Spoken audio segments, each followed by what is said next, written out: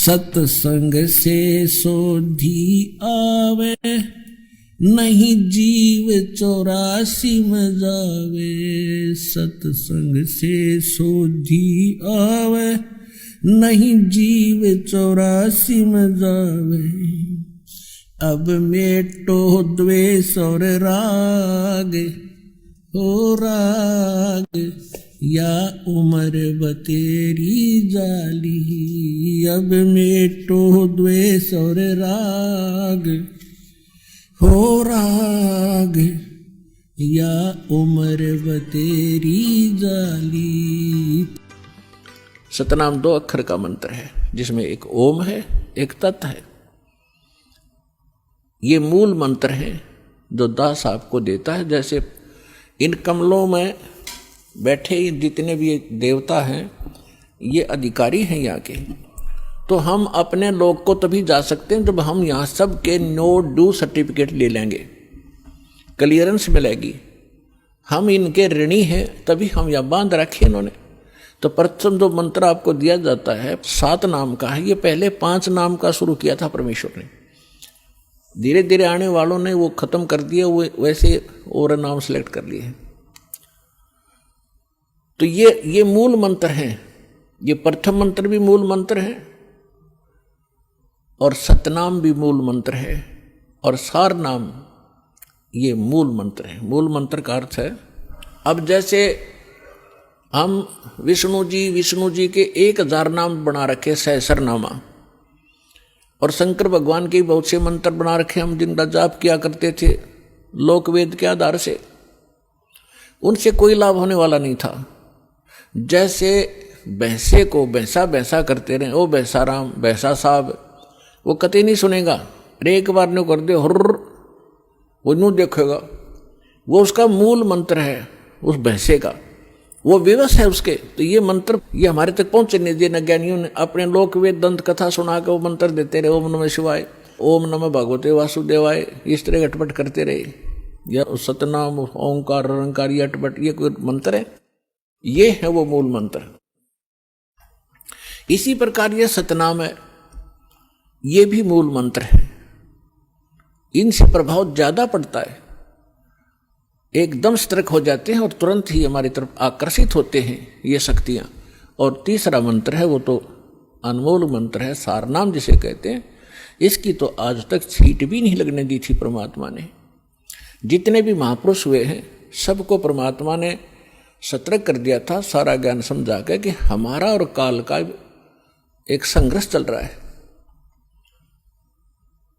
जब 5505 वर्ष बीत जाएंगे कलयुग की, उससे पहले इसको डिस्क्लोज नहीं करना। धर्मदास साहिब जी से कहा था, धर्मदास मेरी लाख दुहाई, ये सार शब्द और ये मूल ज्ञान तो दास आपको बता रहे, ये है मूल ज्ञान। 33 अरब ज्ञान हम बाखा, 33 अरब वाणी बोली, और मूल ज्ञान हमने गुप्ती रखा है। ये है मूल ज्ञान जो दास को दिया है। और यही सभी महापुरुषों से परमात्मा ने स्पष्ट कर दिया था कि अभी तुम जाप करो, अपना कल्याण करवाओ, क्योंकि ये भोले हैं, अभी इनको ज्ञान है नहीं।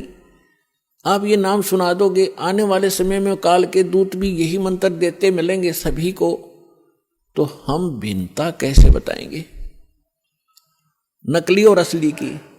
तो वो तो महापुरुष थे, जैसा कि वेदों में लिखा है कि परमात्मा वहां से सतलोक से चलकर आते हैं, दृढ़ भक्तों को मिलते हैं। दृढ़ भक्त श्रेष्ठ आत्माएं, दृढ़ भक्त, ये सभी दृढ़ भक्त थे। इन्होंने आगे जुबान नहीं खोली किसी को ये मंत्र बता दूं। उदाहरण के लिए, जैसे आप भाई बाले वाली एक जन्म साखी है, जिसको पूरा सिख धर्म एक विशेष आदर और विशेष प्रमाणित ग्रंथ मानते हैं कि बाला और मर्दाना के साथ गुरु नानक देव साहिब जी की जो वार्ता हुई वो सारी ज्यों की त्यों लिपिबद्ध है। उसमें एक समुद्र की साखी आती है, यानी समुद्र का प्रकरण है कि बाला और मर्दाना ने गुरु नानक देव जी से कहा था कि गुरुदेव हमने श्रीलंका नहीं देखी, वो दिखाओ। आंखें खोली, आंखें बंद की तो समुद्र के किनारे खड़े हो गए। समुद्र पर के जाके परली पार जाना था श्रीलंका में। तो नानक साहब जी ने कहा कि तुम वाहिगुरु करते हुए मेरे पीछे पीछे आ जाओ। इस समुद्र पर ऐसे चलने लगे जैसे थल पर चलते जमीन पर। उसी समय नानक साहब जी ने उस सतनाम का उच्चारण शुरू कर दिया, 2 अक्षर का। और उस मर्दाने ने वह नकल कर ली कि हम तो वाहिगुरु जप रहे हैं और गुरु जी 2 नाम का जाप अलग से है वो जाप कर रहे। उसने जो ही वो मंत्र जाप करना शुरू किया 2 अक्षर का, मर्दाने ने जो नानक साहब जी जब करते हुए जा रहे थे वो समुद्र में डूबने लग गया। तब नानक साहब जी ने कहा कि मर्दाना, गुरु की नकल नहीं करनी चाहिए, बहुत हानि हो जाती है। जो मैं कहूँ ऐसे करो, तुम्हारा इसी में कल्याण है। तो इतना डर गए फिर वही वाहिगुरु कहने लग गया। तो उसी तरह फिर चलने लगा समुद्र के जल पर जैसे थल पर चलते। तो ये एक समझन की बात है पुण्यात्मा। उन महापुरुषों को शक्तिदायक थी परमात्मा की कि इसको किसी को बताना नहीं। और ये झटका देना भी जरूरी था, क्योंकि नानक देव साहब जी ने एक प्राण संग्रह नामक ग्रंथ बनाया था, शिवनाभ राजा के पास वो सुरक्षित रखा था। उसमें इस नाम का पूरा डिस्क्लोज था, पूरा लिखा हुआ था। तो उनको मालूम था कि ये फिर वाणी पढ़ेंगे मेरी लिखी हुई, कोई इसका जाप ना कर ले और ये डिस्क्लोज ना हो जाए, सार्वजनिक ना हो जाए, जिस कारण से झटका दिया। उसके बाद सिख समाज उस कथा को पढ़कर इतना घबरा गया, इतना चिंतित हो गया, इतना सतर्क हो गया कि ये नाम की तरह गुरु ग्रंथ साहिब में भी नहीं होना चाहिए। कोई गलती से सिख बच्चा पढ़ जाप ना कर ले, गुरु के वचन की अवहेलना ना हो जाए और हानि ना हो जाए, जैसे मर्दाना डूब गया होता। तो पुण्यात्माओं, ये संतों के खेल होते हैं। गुरु नानक जी जाप कर रहे हैं उसी मंत्र का 2 अक्षर का, और मर्दाने को मना कर दिया क्योंकि परमात्मा का आदेश था।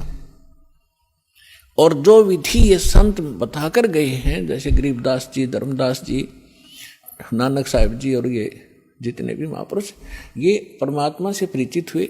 इन्होंने जो वाणी बोली ये परमात्मा की वाणी के तुल्य ही असर करती है। तो पूरे सिख समाज में वाणी का पाठ, भंडारे आदि उसी समय शुरू कर दिए। वाहिगुरु जाप करते हैं।